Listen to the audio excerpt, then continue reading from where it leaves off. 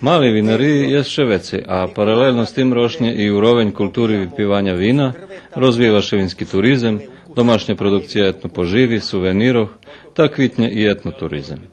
Jeden z vinaroh i domašnjih u etno i vinskim turizme i Đuro Kubečka, Slovak Zerdeviku.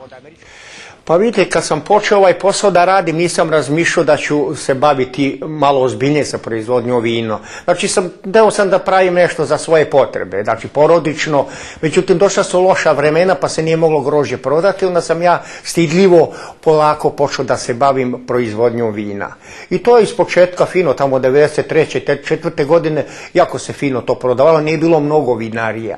Međutim, zadnjih 10 godina, jako mnogo svake godine se otvara vinarija, tako da sam ja sada, kad sam počeo da se bavim proizvodnjom, meni je bilo zadovoljstvo kad gosti dođu, kad prodaju vino i kad im se vino sviđa, kad odu zadovoljni.